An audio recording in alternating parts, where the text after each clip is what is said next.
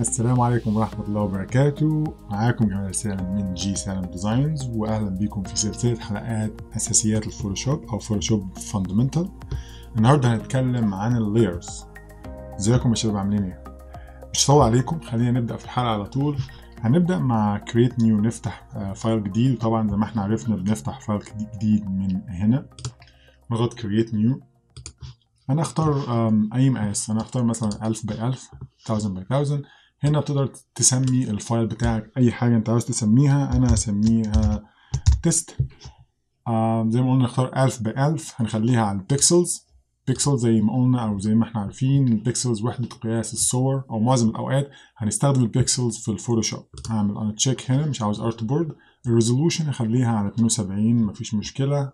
الريزولوشن عندنا أو الجودة، درجة الجودة بتاعت الفايل تبقى ما بين 72 ل 300 350 أو 400 دي بي اي. دي بي اي يعني دوت بير انش، أو نقطة في كل انش. 300 نقطة في كل انش، 72 نقطة في كل انش. دي حاجة لها علاقة بالطباعة، ولكن لو هتعمل حاجة للسكرين للسوشيال ميديا أو كده خليها على 72. ده كويس جدا. ونخليها بيكسل بير انش. هنشتغل على في الار جي بي، مساحة الكولرز. فده كل اللي احنا محتاجين نعرفه هنا، وهنضغط create. زي ما احنا شايفين هنا عندنا في الملف فتح، عملنا new documents. زي ما كنت بتكلم، هنتكلم النهارده على قائمة اللايرز أو الطبقات. قائمة اللايرز دي مهمة جدا جدا جدا، وسهلة وبسيطة، ما فيهاش أي تعقيدات خالص. وكل الفكرة عاوزين نعرف اللايرز بتشتغل ازاي، وهنمشي مع ده واحدة واحدة إن شاء الله. الفكرة من اللايرز هنا إيه؟ تخيل مثلا أنت لو هتعمل تصميم وفي عندك طبقات، يعني في مثلا نص وفي صور وفي فيكتور أو كليب آرت أو أي حاجة عاوز تضيفها. ما ينفعش إن أنا أحط كل حاجة عندي على اللاير واحد هنا اللي هو اللاير ده. طبعا أول ما بتفتح لاير بيطلع معاك لاير اسمه باك جراوند، واللاير ده دايما بيكون مقفول عليه علامة القفل دوت. طب لو حابين نفتح اللاير دوت، الأول قبل ما أفتح اللاير، لو أنا حبيت مثلا أعمل أي حاجة هنا، لو جبت البراش وحبيت إن أنا مثلا أرسم أي حاجة، يعني أي شخابيط كده، وحبيت إن أنا أنقل دوت، مش هيتنقل معايا. فوتوشوب جاب لي الرسالة دي. الرسالة دي بتقول لي بتقول لي فوتوشوب، يعني اختصارها فوتوشوب مش هيعرف يحرك اللاير دوت لأن اللاير مقفول عليه علامة القفل هنا اللي احنا شايفينها دي كده. فالفوتوشوب بيسألك، بيقول لك حابب تغير اللاير ده لاير عادي أو طبقة عادية نورمال لاير. فأنا هقول له لا، كانسل. قبل ما أقول له كانسل، لو أنا مثلا أرجع تاني، لو أنا قلت له اوكي كونفيرت دوت تو نورمال لاير، ركز معايا هنا في النقطة دي عند علامة القفل. لو انا ضغطت على convert to normal layer اتشالت معايا وبدأ يحرك الخلفية بالحاجات اللي عليها. انا مش عاوز كده. طب انا دلوقتي مثلا لو انا عندي اللاير دوت ومحتاج ان انا اقفله او افتحه مثلا بطريقة تانية، طريقة سهلة خالص. لو جيت هنا، لو انت مستخدمين فوتوشوب 18 2018 2019، لو ضغطت بس على القفل هنا بيتفتح معاك اللاير. لو انت من نسخات اقدم من كده هتعمل دبل كليك. دبل كليك لو فتح حاجة معاك اقفلها، فكده اللاير اتشال. وتقدر تسمي اللاير. بنسمي اللاير ازاي؟ دبل كليك على اللاير وتسميه اي حاجه، تسميه زي ما تسميه. تمام. فدي فكره اللاير ببساطه. اول ما بتفتح ملف معاك بيطلع اللاير ده. انا دلوقتي برجع خطوات، لو حابب ترجع، لو انت عملت مثلا كذا خطوه على اللاير بالمناسبه، يعني عملت كذا حاجه كده وبعدين انا اوبس لا ده انا عاوز ارجع تاني، اعمل ايه؟ ففي عندك خيارين. اول خيار لو طلعت فوق هنا على قائمه edit، فوق هنا هتلاقي في عندك امر اسمه undo brush tool. طبعا ده هيتغير على حسب التول اللي انت استخدمتها. انا الاداه اللي انا استخدمتها حاليا كانت البراش تول. فهو طبعا الفوتوشوب افتكر ان الاله او الاداه اللي انت اشتغلت بيها الاخيره، فقال لك انت عاوز ترجع مثلا او ترجع خطوه او خطوتين او ترجع الخطوات اللي عاملها. فلما قلت له undo هيبدا ان هو يرجع لي الحاجات دي خطوه بخطوه. خليني افتح كده. لو بدات undo ارجع تاني undo، هيبدا يرجعهم لي واحده واحده. طب دوت يعني كلام متعب. انا هبدا انا كل شويه على اضغط هنا undo وفوق وتحت وشمال ويمين، بياخد وقت. في اختصار للكلام دوت. لو ضغطت على command Z او control Z كده نضغط، بيبدا ان كل حاجه ترجع. طب انا لو انا مسحت كل حاجه ومحتاج حاجه واحده بس ترجع من اللي انا مسحتها، تضغط على control او command shift Z بيرجع لك خطوه، يعني مرة تانية command Z بيمسح او بيرجع خطوات. لو عاوز تجيب اللي انت مسحته تاني تضغط على كنترول او كوماند شيفت، كنترول كوماند شيفت اند زد زي ما احنا شايفين كده. ده بكل بساطه انت عايز ترجع من في الحاجات اللي انت عملتها. ده مش موضوع حلقتنا النهارده، ولكن انا حبيت ان انا بس اذكر الموضوع دوت. فهرجع كده كام خطوه لورا، كوماند زد كوماند زد كوماند زد او كنترول زد. نرجع كده للصفحه عندنا. زي ما قلنا اللاير مقفول، بيجي مكتوب عليه باك جراوند، واللاير دوت معمول له لوك، مش هنعرف نحركه خالص من هنا. عرفنا ازاي بنفتح اللاير وازاي بنرجع خطوات. تمام. طب انا دلوقتي مثلا زي ما قلنا الفكره من اللايرز، يعني عملت انا حاجات هنا، مثلا عملت الخطوط دي. طب انا دلوقتي محتاج ان انا اغير اللاير. هرجع على الموف تول هنا. الموف تول اللي عندنا هنا دي اللي بنبدا نحرك بيها. خلينا نقول احنا خلاص هنفتح اللاير. دلوقتي انا عاوز اغير او احرك الخط الاولاني ده بس لوحده من غير الخطوط التانية. كله بيتحرك معايا لان كل حاجه على لاير واحد، فما عنديش قدره تحكم في اللاير. فكل حاجه فوق بعضها وكل حاجه خلاص انطبعت، مفيش درجه تحكم. فبتيجي هنا فكره اللايرز. دلوقتي انا محتاج اعمل 3 خطوط مثلا، فباجي اعمل نيو لاير ازاي؟ دي بسيطه خالص. عندنا كذا خيار. هبدا بخيار البانل. لو طلعت فوق هنا على الاوبشنز هتلاقي في عندك اوبشن او اختيار اسمه نيو. لو جيت هنا في عندك اختيارات، انا مثلا عاوز اعمل نيو لاير، فلو ضغطت على نيو لاير هنا بيجيب لي القائمه دي. نيم بيقول لك عاوز تسمي اللاير بتاعك ايه. ممكن تسميه او ما تسموش، ده شيء يرجع لك. انا هحط حرف التي، يعني هسميه تي وخلاص. وبعدين بيسألك عن البلاند مود. هنيجي نتكلم عن البلاند مود دي بعدين، مش دلوقتي. خلينا نركز في اللايرز. وبيسألك لو عاوز تديله color او لا. انا مش هديله color، هسميه تي واضغط اوكي. اصبح عندي في لاير هنا لاير تي. طب انا عاوز اعمل لاير تاني بطريقه تانية. هل في طرق تانية؟ اكيد طبعا. ميزه الفوتوشوب فيه ممكن توصل لنتيجه او لاي نتيجه بكذا طريقه. مفيش حاجه صح ومفيش حاجه غلط، كله صح. اهم حاجه انت بتعمل الطريقه اللي بتريحك او ايه اللي بيكون مناسب معاك في شغلك يعني. الطريقة التانية عندنا انك تعمل لاير جديد او طبقة جديدة. لو نزلنا تحت هنا عند الايكونز دي، الايقونة دي هنا، وضغطنا عليها، طبعا مكتوب عليها زي ما احنا شايفين create a new layer. لو ضغطت عليها هيعمل لي new layer، بس ما ادانيش الاوبشن اللي هو التسمية او naming it. لو عاوز تسمي اللاير ما جابليش الاوبشن ده، هو عمل لاير على طول. طب انا حابب اسمي اللاير دوت، اسميه ازاي؟ بسيطة خالص. زي ما قلت قبل كده، دبل كليك هنا وهتسميه اي حاجه زي ما انت عاوز. دي طريقه تانية في انك تعمل لاير.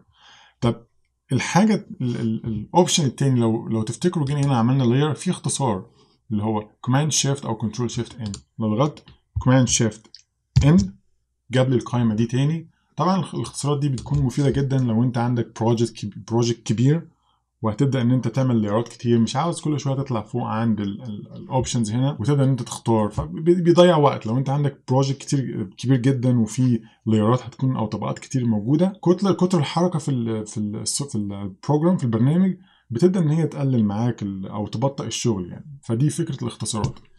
ولكن زي ما قلنا انت تعمل اللي يريحك. هنعمل دوت مثلا T2 واضغط اوكي.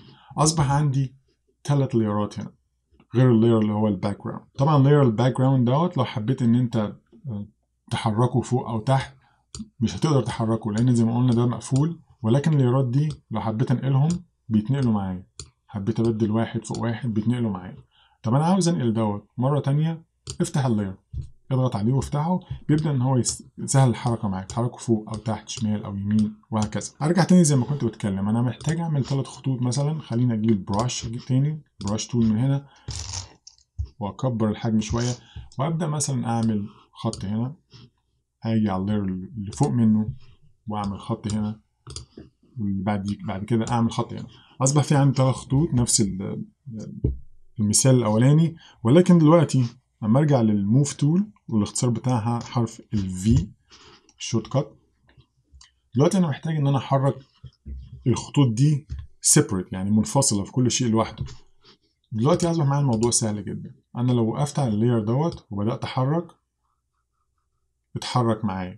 عاوزه شمال اجي على اللاير ده، عاوزه يمين اجي على اللاير ده، عاوزه شمال وهكذا.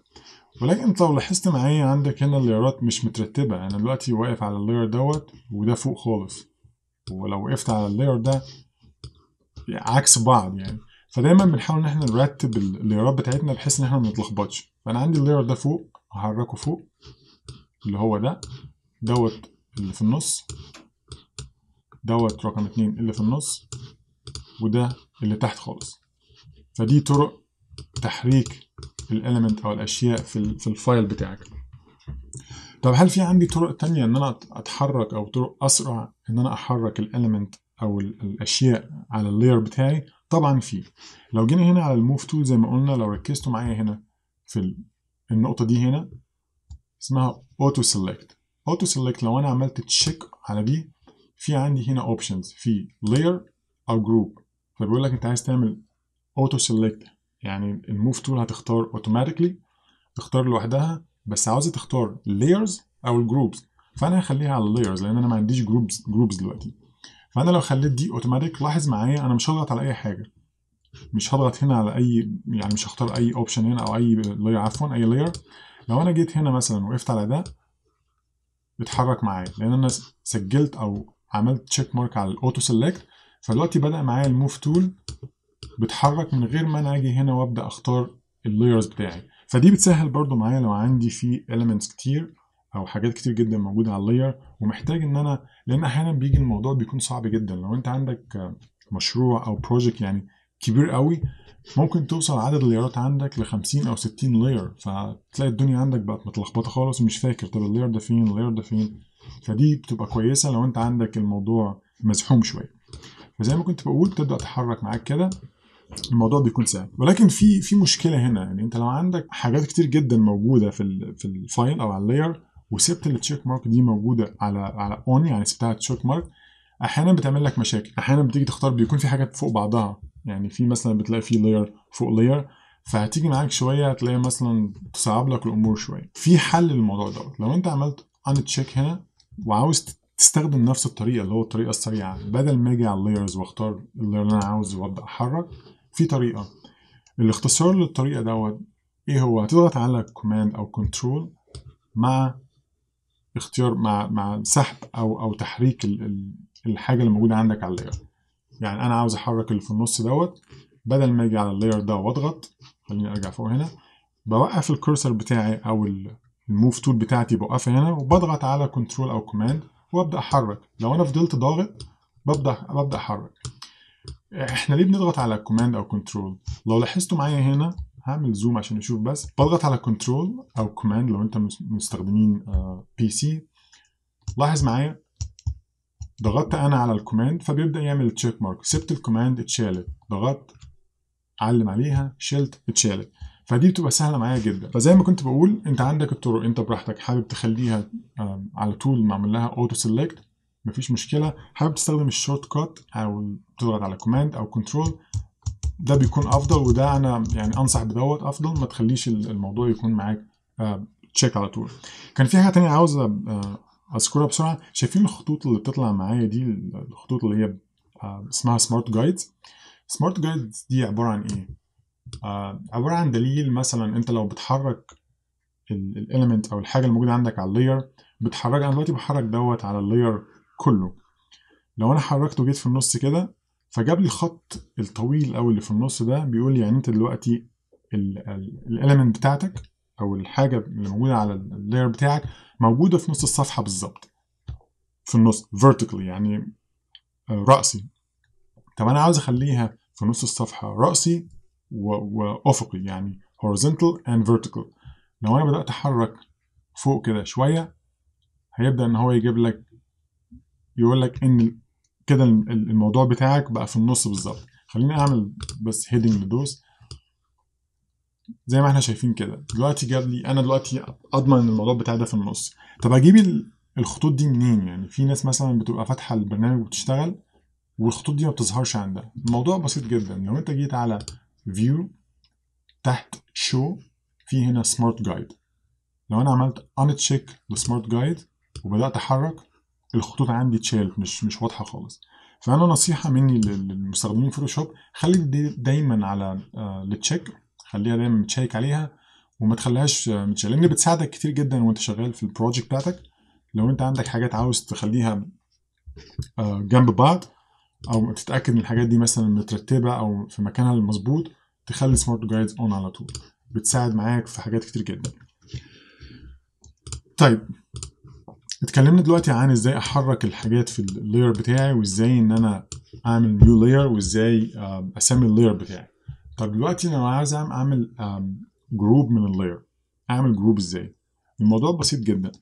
لو انا مثلا اخترت اللاير دوت واللاير ده وعاوز اعمل جروب عليهم، ممكن اجي تحت هنا على الايكونز دي اللي هي علامة الفولدر، ضغطة واحدة عليها عمل لي جروب. جروب يعني ايه؟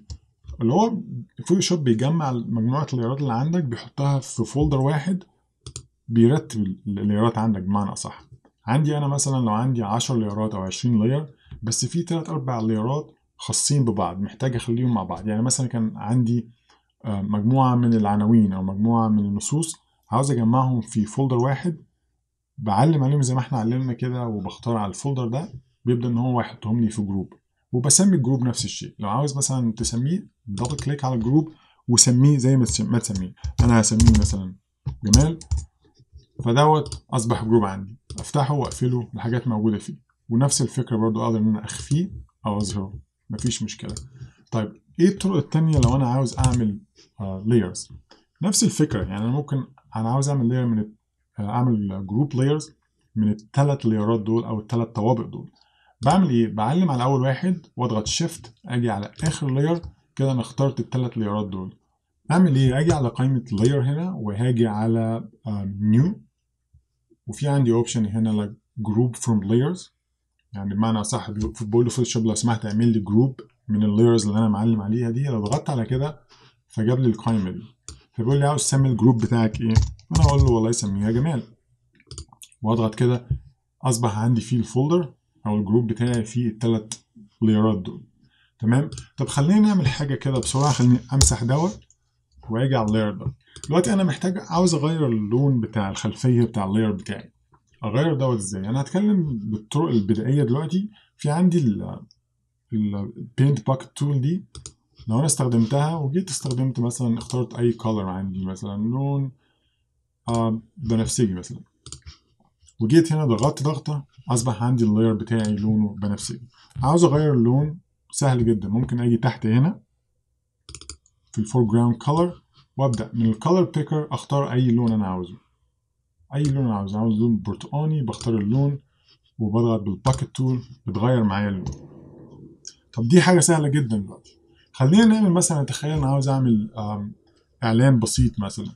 طبعا ده مش هيكون تصميم، بس انا بحاول اوضح الفكره. هنختار مثلا لون حاجه مثلا كده من درجات الازرق، واقول له والله خليها لي كده. طب تمام، انا دلوقتي عاوز اعمل نيو لاير، وعاوز اكتب حاجه مثلا هنا، فباجي بعمل نيو لاير زي ما اتفقنا، واجيب اداه التكست تول عليها حرف التي، الاداه اللي هنا دي، اضغط على اداه التكست تول، الكورسر بتاعي بيتغير للشكل ده. تمام. فباجي مثلا بقوم جاي ضاغط ضغطه هنا، خليني اغير اللون بتاع التكست، لورم ابسم. انا مثلا اسمي او هكتب مثلا، هكتب هلو. خلاص كده تمام، اتكتب معايا هلو. اصبح معايا في لاير هنا، واللاير طبعا اتسمى باسم الكلام اللي انا كتبته في اللاير بتاعي، فده بقى في لاير لوحده. فبقدر اتحكم فيه دلوقتي، اقدر ان انا اعمله invisible او visible، يعني اخفيه او اظهره. فانا هخليه كده دلوقتي. خلينا نكبر ده شويه. لو تلاحظوا معايا دوت دلوقتي اللي هو السمارت جايد اللي كنت بتكلم عليها، انا بحرك دوت بكل حريه، بيبدا يظهر الخطوط معايا. انا عاوز اخلي ده في النص واتاكد ان هو في النص كده، بقى في النص عندي. ولو تلاحظوا برضو في حاجه كمان ظاهره هنا، لو انا بحرك اللاير بتاعي بيبدا ان هو يعمل سناب، يعني بيقوم جاي بيلزق مره واحده في النص. السبب لكده السناب دي، لان انت لو دخلت هنا على قائمه فيو هتلاقي في عندك اوبشن اسمه سناب. فانت لو عملت تشيك، لو انا عملت ان تشيك فور سناب، يعني لغيت السناب وبدات ان انا احرك، السمارت جايد هيجي لي، ولكن ما فيش سناب، يعني الكلمه او الاوبجكت بتاعي لسه بيتحرك معايا. لاحظوا معايا لو انا حطيت سناب عملتها اكتف تاني، علمت على السناب بقت اكتيفيتد معايا، وانا بحرك بيظهر معايا الخطوط ولكن بيعمل سناب، يعني بيلزق معايا في النص بالظبط. تمام. فدايما خلي السناب دي مفتوحه معاك، بتنفع جدا يعني very helpful. طب انا دلوقتي عاوز اعمل لاير تاني مثلا واكتب حاجه تانية هنا، يعني مثلا هعمل text layer like that. احاول بس اغير الحجم، ده مش موضوع النهارده، موضوع التكست او موضوع الكتابه في الفوتوشوب، هنعمل حلقه عن الموضوع دوت. خليني اقول مثلا انا عاوز حاجه زي كده مثلا، اظبط بس ده بسرعه معاكم.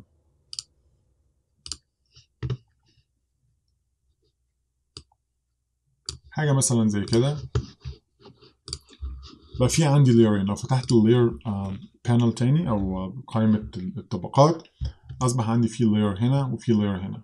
طبعا انا هحاول ارتب اللايرز بتاعتي، هحط الهلو فوق واللورم ابسام او نصوص او اي كلمه عندي اخليها تحت. دلوقتي اصبح ان انا عندي كمان في تحكم فين الاوبجكت الموجوده عندي في الصفحه او على السكرين قدامي. تمام. وابدا ان انا احرك. طب دلوقتي لو انا عاوز احرك تكست دي او النص دوت في خط افقي مستقيم، ما يفضلش ان هو رايح معايا شمال ويمين كده، الموضوع سهل جدا. بضغط على شيفت، بتاكد ان هي في النص الاول، بضغط على شيفت وببدا ان انا احرك، بيتحرك معايا في خط مستقيم. يا اما نحركه رأسي او افقي، بيبدا يتحرك معاك في اي خط انت محتاجه. طول ما انت ضغط على شيفت ما بيتحركش معاك فوق وتحت شمال ويمين، بيفضل على خط مستقيم. فانا عاوز اخلي دوت في النص، وابدا احركه تحت الكلمه او كلمه هلو، اتاكد ان هو في النص بالظبط. هو كده في النص معايا، اضغط على شيفت وابدا احرك، اتحرك معايا. فمره تانية عندنا لايرين، عندي لاير هلو ولاير تكست.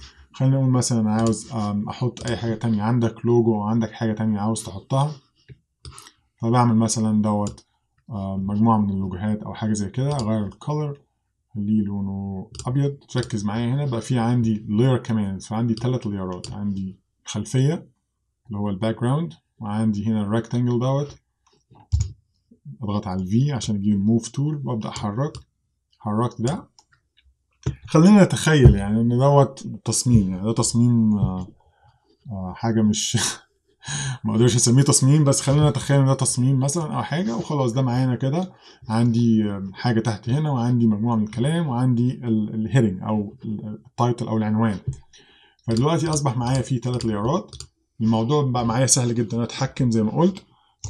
بضغط على وانا على الموف تول، اضغط على الاوبشن او كنترول وابدا احرك الحاجات بتاعتي كلها، الاليمنت زي ما انا عاوز، من غير ما اروح على اللايرز واضغط على اللايرز نفسها.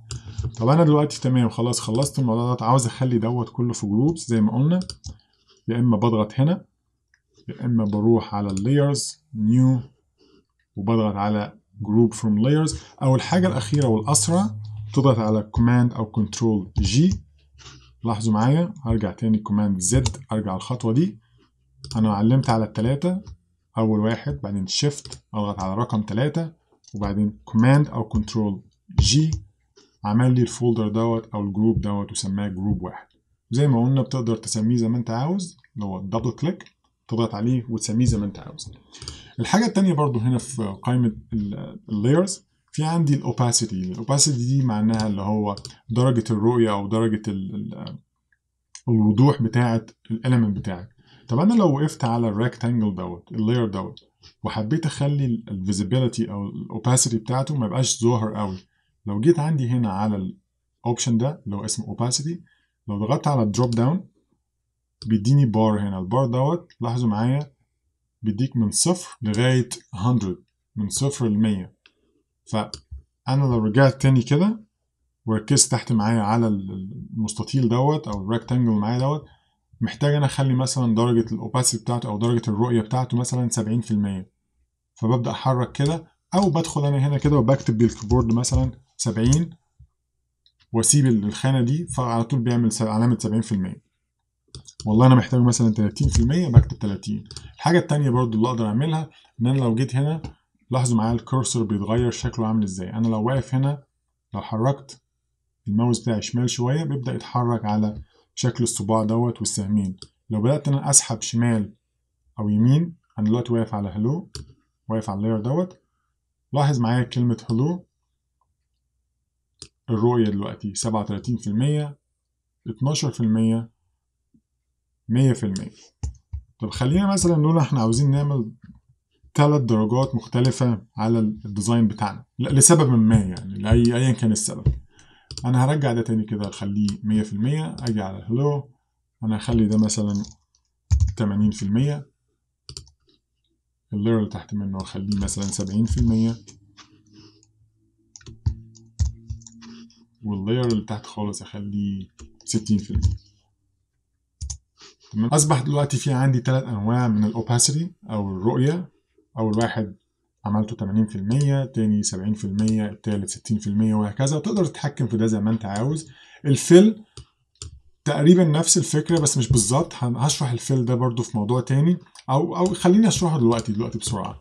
دلوقتي مثلا عندي الفيل، خليني أعمل دوبليكيت. لو عاوز أعمل دوبليكيت أو أعمل نسخة من اللاير دوت، بكل بساطة ممكن أضغط على كوماند جي أو كنترول جي، عمل لي كوبي دوت شورت كات. لأن أنا واقف على اللاير هنا، ضغطت على كوماند أو كنترول جي، عمل لي نسخة منه.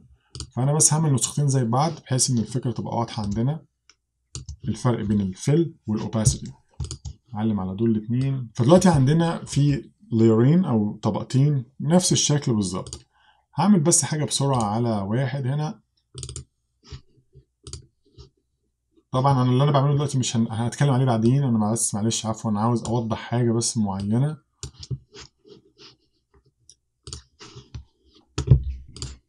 اللاير ستايل اللي أنا عملته دوت، أنا دلوقتي لو أنا واقف على اللاير دوت وحبيت إن أنا أختار أعمل opacity، أعملها أخليها مثلا 30 40 أو 20 أو أقللها، بيقلل لي اللاير كله. لو تلاحظوا معايا اللاير دوت أنا عملت بس فيه حاجة، عملت له ستايل، فبقى في عندي كده في حرف هنا اللي هو حاجة اسمها بافل اند امبوز. فعملت أنا حاجة هنا على اللاير بتاعي، بقى شكله شبه شوية ال 3D لو تقول، يعني غير الشكل الأساسي. الفكرة هنا إيه؟ لو أنا عملت على الأوباسيتي بدأت إن أنا أنزل، فاللاير كله بيختفي معايا. ولكن لاحظ معايا لو انا جيت على الفيل وبدات ان انا اقلل الفيل، فاللاير من جوه بيبدا يقل معايا، ولكن الافكت اللي انا عملته بيفضل زي ما هو. ارجع تاني عشان الموضوع يبقى واضح. هلغي اللاير دوت. انا عندي لاير عادي خالص اهو اللي انا واقف عليه اللي هو الريكتانجل دوت. لو انا عملت opacity قللت او زودت كله بيختفي. لو جيت على الفيل نفس الفكره، كله بيختفي معايا لان مفيش عندي اي ستايلنج، مفيش اي حاجه موجوده على الريكتانجل دوت. فالاثنين معاك، الاثنين دول الفيل والاوباسيتي بيدوك نفس النتيجه، يعني ما تحسش بفرق. يعني مع بعض معظم الناس او بعض الناس بيحصل لهم حاجه من اللخبطه، بيقول لك طب ايه الفيل او ايه الاوباسيتي، يعني ايه الفرق بين الاوباسيتي اند فيل. ده الفرق ببساطه. ارجع تاني لللاير اللي انا عملته. اما استخدم الاوباسيتي وابدا ان انا انزل، اللاير كله بيختفي معايا. عفوا هنا بس اختار اللاير المظبوط. لو جيت اخترت اوباسيتي ونزلت كل حاجه بتختفي معايا. ولكن لو اخترت الفيل وبدات ان انا اقلل، اللون الابيض اللي هو لون الريكتانجل هيختفي، ولكن الستايلنج الافكت اللي انا عملته على الريكتانجل هيفضل معايا. انا دلوقتي عملت الاوباسيتي زيرو، يعني ما عنديش اي حاجه خالص فيل، فكله زيرو. لو انا رجعت كده فاداك الشكل ده. احيانا بتبقى انت محتاج تعمل حاجه بشكل كده. هنتكلم عن القائمه دي بالتفصيل بعدين. انا بس حبيت اوضح الفرق بين الاوباسيتي والفيل. فده بكل بساطه الفرق بين الاوباسيتي والفيل. فمره تانية احنا النهارده اتكلمنا عن اللايرات، اتكلمنا عن ازاي تعمل نيو لاير، ازاي تمسح لاير. اللاير طبعا اتكلمت عن مسح اللاير، لا بصراحه مش فاكر بس هقولها مره تانية. اللاير لو عايز تمسحها بكل بساطه تيجي رايت كليك على اللاير وتختار ديليت لو انا عايز امسح لاير، او لو انت عاوز تمسحه بطريقه اسرع تيجي على العلامه اللي تحت دي او الايقونه اللي تحت دي ديليت لاير، تضغط عليها مسح لك اللاير. او لو انت واقف عليها اضغط على ديليت، على زرار ديليت او الباك سبيس بutton، باك سبيس او ديليت على الكيبورد، اتمسح معاك على طول. فبالنسبه للمسح فبالنسبه لمسح اللايرات عندك 3 اختيارات تعملهم، وفي غير كده طبعا. لو انت حبيت تيجي هنا على اللاير هتلاقي برضو في اوبشن هنا ان هو ديليت لاير. زي ما احنا شايفين كده. ففي عندي كذا اوبشن ان انا امسح اللاير بتاعي من قائمه لاير، باجي على ديليت واختار ديليت لاير، او بقف على اللاير نفسه وبضغط على زرار الديليت او باك سبيس بutton من على الكيبورد، او باجي تحت على الايقونه دي وبضغط ديليت فبيتمسح معايا اللاير بتاعي. عرفنا ازاي ان احنا بنعمل نيو لاير. طبعا ده بيكون موجود من القائمه اللي تحت دي، او مره تانية من قائمه لاير نيو بختار نيو لاير. لو انا حبيت اعمل جروب من لايرات بعلم على لاير واحد وبضغط على شيفت لو انا عاوز اعملهم كلهم، او لو محتاج اختار واحد واعدي واحد مثلا. يعني مثلا عاوز اختار اللاير ده اللي عليه هلو واللاير اللي فيه الريكتانجل او المستطيل دوت، بضغط على ده وبعدين بضغط على كنترول او كوماند واضغط على ده فاختار لي الاثنين دول بس. عشان اعمل جروب من دوت في عندي كذا اوبشن زي ما قلنا، تختار الطريقه اللي بتريحك. بضغط على الفولدر دوت بيعمل لي لاير، اختار الاثنين دول بس وعمل لي منهم لاير وبسميه زي ما انا عاوز، او بضغط على كوماند او كنترول جي نفس الفكره عمل لي الجروب بتاعي، او بطلع فوق هنا مثلا بضغط على اللاير وباجي بقول له new group from layers. لو ضغطت على ده بيديك اوبشن انت لو عايز تسمي اللاير بتاعك. انا مش هسميه حاجه دلوقتي، هضغط اوكي فاداني الجروب بتاعي باللاير. دلوقتي لو انت محتاج ان انت ترتب اللايرات بتاعتك زي ما اتفقنا، بتبدا تحرك اللايرات زي ما انت عاوز، فوق تحت شمال يمين، لا مش شمال يمين فوق تحت. لو محتاج ده يكون ده فوق ده او ده فوق ده، بكل بساطه بتسحب الفولدر اللاير بتاعك وتبدا ان انت تحركه في المكان اللي انت محتاجه. انا دلوقتي مثلا عندي فيه 3 لايرات دول داخل الجروب ده، تمام. عاوز اخلي دوت جوه الجروب ده كمان. يعني طب احرك ده في الجروب ازاي؟ بكل بساطه لو حركت اللاير دوت دخلته فوق هنا على الجروب ده، اصبح ان هو بنفس المحاذاه، على نفس المحاذاه، معنى كده ان هو جوه الجروب.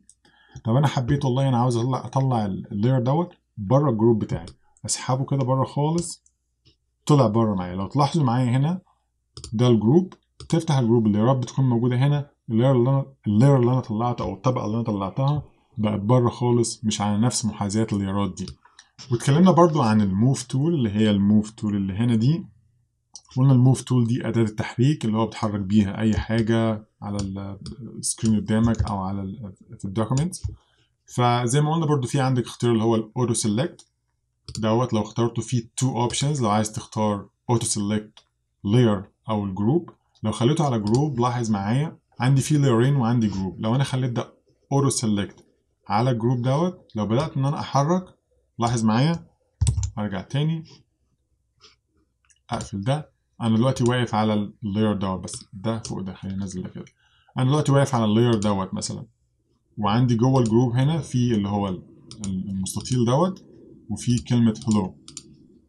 لو انا جيت هنا مثلا خليت ده على جروب زي ما هو كده اوتو سيلكت، لو بدات ان انا اضغط على اداه التحريك، اضغط على مثلا على كلمه هلو، نقف هنا، لو ضغطت على هلو هيختار لي الجروب كله كده، مختار الجروب كله معايا. فده بصراحه مزعج جدا، ما انصحش اي حد ان هو يخلي دوت لانه مزعج جدا. احيانا بيختار لك كذا فولدر او كذا جروب مع بعض، فانا I don't recommend it يعني. فخلي دوت دايما على اللاير، وزي ما قلت خلي ده uncheck.